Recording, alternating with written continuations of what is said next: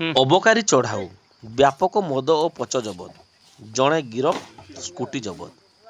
ମୟୂରଭଞ୍ଜ ଜିଲ୍ଲା ମୋରଡ଼ା ଅବକାରୀ ବିଭାଗ ଆଜି ବିଭିନ୍ନ ସ୍ଥାନରେ ଚଢ଼ଉ କରି ବିପୁଳ ପରିମାଣରେ ମହୁଲ ପଚ ନଷ୍ଟ କରିଛି।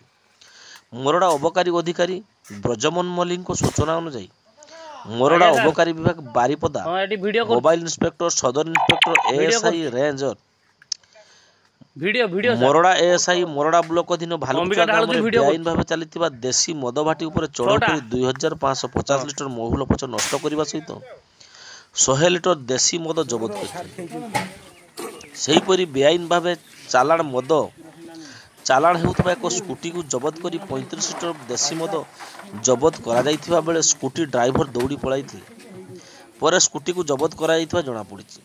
ଏହାପରେ ଦୁର୍ଗାପୁର ଗ୍ରାମରେ ଚଢ଼ାଉ କରି 1400 ଲିଟର ଦେଶୀ ମଦ ଜବତ କରାଯିବା ସହିତ ଲକ୍ଷ୍ମୀଧର ସିଂ ନାମକ ଜଣେ ବ୍ୟକ୍ତିକୁ ଅବକାରୀ ବିଭାଗ ଗିରଫ କରିଥିବା ବେଳେ ଉକ୍ତ ଗ୍ରାମରେ ଅନ୍ୟ ଏକ ଭାଟି ଉପରେ ଚଢ଼ାଉ କରି 4200 ଲିଟର ମହୁଲ ପଚ ନଷ୍ଟ କରିଛି।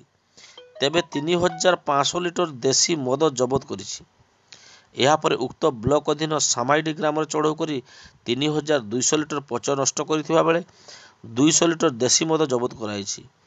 ଏହାପରେ ବେତନଟୀ ଥାନା ଅଧୀନ ଚିଲବସା ଗ୍ରାମରେ ଚଢ଼ାଉ କରି 3500 ଲିଟର ମହୁଲ ପଚ ନଷ୍ଟ କରାଯାଇଥିବା ବେଳେ 250 ଲିଟର ଦେଶୀ ମଦ ଜବତ କରିଛି ବିଭାଗ। ଏଥିସହିତ ମଦ ସାମଗ୍ରୀ ତିଆରି ପାଇଁ ବ୍ୟବହୃତ ହେଉଥିବା ବିଭିନ୍ନ ସାମଗ୍ରୀ ଜବତ କରିଛି।